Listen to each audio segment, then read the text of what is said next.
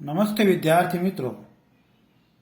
कक्षा 10वीं के हिंदी इस विषय के सेशन में आपका हार्दिक स्वागत है।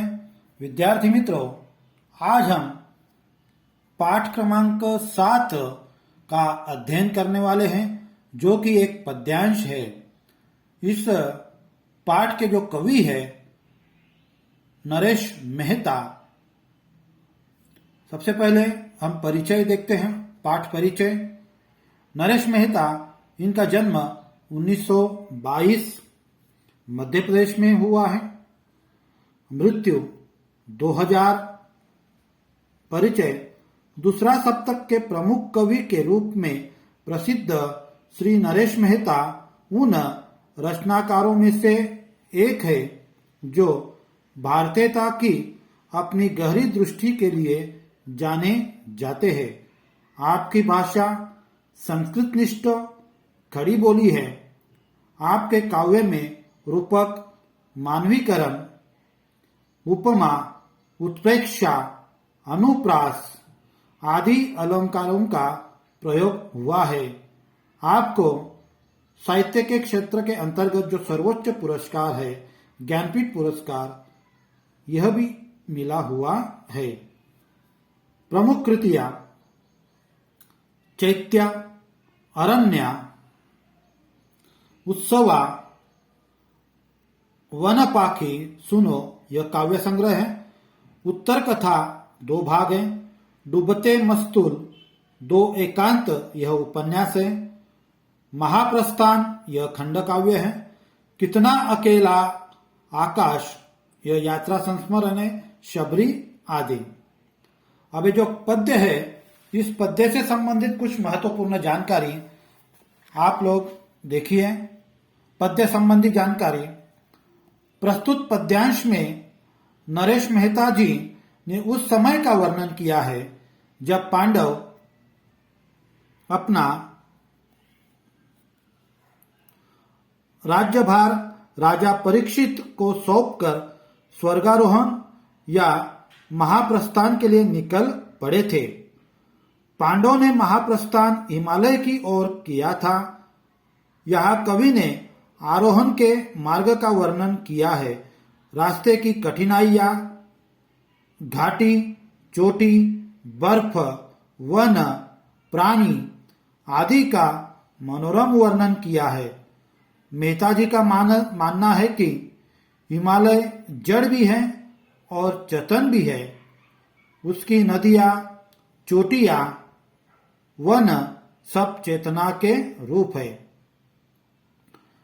विद्यार्थी मित्रों, अब पद्यांश का मुख्य अंश जो पहला पैराग्राफ है उसकी ओर बढ़ते हैं।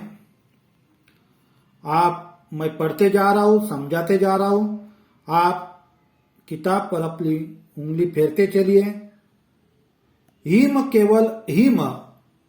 केवल चलना, इस कठोर ठंडी तापस प्रशांतता पर केवल चलना ऊर्ध्वतम ही है चलना। जैसे पृथ्वी चलकर गौरी शंकर बनती, छूट गए पीछे कस्तूरी मृग वाले वे, मधु मानव से उत्सव जंगल। ग्रीष्म तपे तंबियारे झरे पात की, वे वनानिया गिरे चिड़ फूलों से लदी भूमि।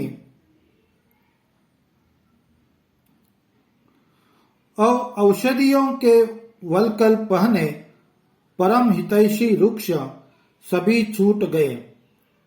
विद्यार्थी मित्रों, ये जो पहला पैराग्राफ है, इस पहले पैराग्राफ में जो कुछ कठिन शब्द आए हुए हैं,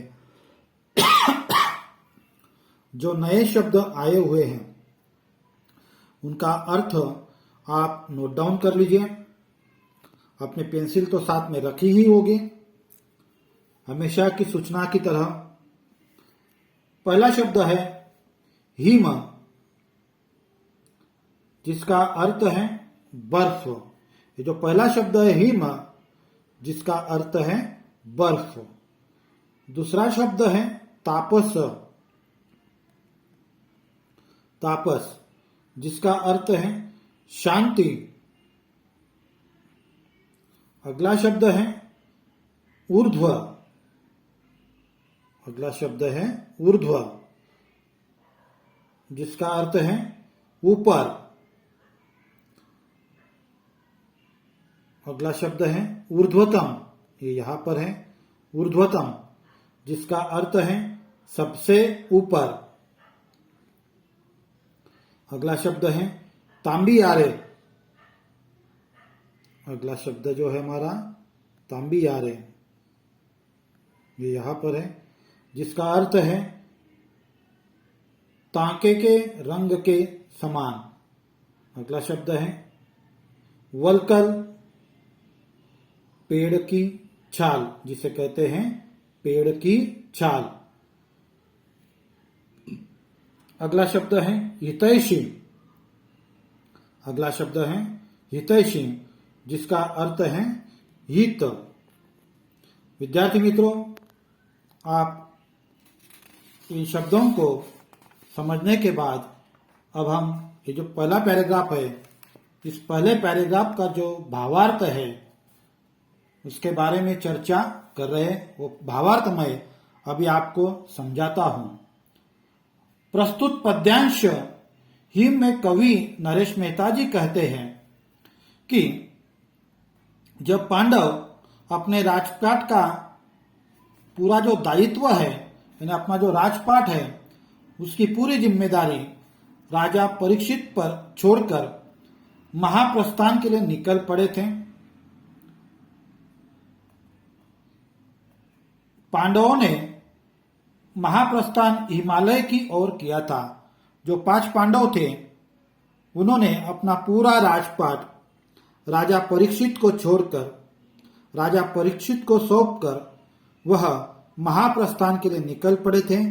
और पांडवों ने अपनी जो महाप्रस्थान की जो यात्रा है वह हिमालय पर्वत की तरफ आरंभ की थी। यह उसी समय का वर्णन यहाँ पर कवि नरेश मेहता जी ने इस हिम पद्यांश में किया है। उसी समय का वर्णन करते हुए कवि कहते हैं कि हिमालय की ऊंचाई पर चारों तरफ केवल बर्फ ही बर्फ दिखाई देते हैं। तो हिमालय की जो चोटियां है, हिमालय जो पर्वत है, उस हिमालय पर्वत पर चारों दिशाओं में बर्फ ही बर्फ नजर आ रहा है। वहां कठोर ठंडी पड़ रही थी, तो जाहिर सी बात है चारों तरफ बर्फ है, तो बर्फ के माहौल में बर्फ चारों तरफ होगा, तो वहां का जो वातावरण है, वहां का जो टेम्परेचर है वह तो डाउन ही होगा, यानी वहां पर चारों तरफ ठंड ही ठंड पड़ी थी। देखो यहां पर शब्द आ रहा था मधु मानव से उत्सव जंगल ग्रीष्म तपे। वातावरण में नीरव शांति थी, तो पूरे चारों तरफ शांति ही फैली हुई थी। पांडव एक ऊंचाई से दूसरी ऊंचाई पर चढ़ते जा रहे थे, जैसे ऊंचाई पर पहुंचकर पृथ्वी गौरी शंकर बन जाती है। 5 पांडव एक ऊंचाई पार करने के बाद दूसरी ऊंचाई पर जाते थे। ऊंचाई पर पहुंचने के बाद उन्हें चारों तरफ की जो बर्फ की धरती बनी हुई थी, चारों तरफ बर्फ ही बर्फ थे, तो वहां से देखने के बाद उन्हें चारों तरफ पृथ्वी ही नजर आ रही थी। और ये जो पृथ्वी है, यह पृथ्वी गौरी शंकर बन जाती थी, यानी कैलाश पर्वत का जो वास है, वहां पर भगवान शिव का निवास है। यह माहौल यहाँ पर, यह दृश्य यहाँ पर कवि बता रहे। जब पांडव पर्वत पर काफी ऊंचाई तक पहुंच गए, तब कस्तूरी मृग वाले जंगल ग्रीष्म ऋतु के तप से तप तांबे के रंग के होकर झरने, पत्तों के जंगल, गिरे हुए चीड़ के फूलों से ढकी हुई धरती तथा दवाइयों के वलकल पहनने वाले परम हितैषी वृक्ष सभी पीछे छूट गए। जब पांडव काफी ऊंचाई पर पहुंच गए, तब देखो यहां पर है शब्द मधुमानव से उत्सव जंगल ग्रीष्म तपे। तब ये जो ग्रीष्म ऋतु से तपा हुआ जंगल है, वह जंगल की जो घास है वह तांबेरे रंग की नजर आती है। यहाँ की जो वनानियां, यहाँ की जो वनस्पतियां हैं, गिर चिड़े फूले और यहाँ की जो पंछी है, ये सारे के सारे पंछी और जो औषधीय वनस्पतियां है और जो परम हितैषी वृक्ष है, ये सभी के सभी पीछे छूट गए। विद्यार्थी मित्रों, इस पहले सेशन में अब मैं विराम लेता हूं। मैं उम्मीद करता हूं आपको यह जो पैराग्राफ समझाया हुआ है वह अच्छी तरह से समझ में आया है। धन्यवाद। Bye bye.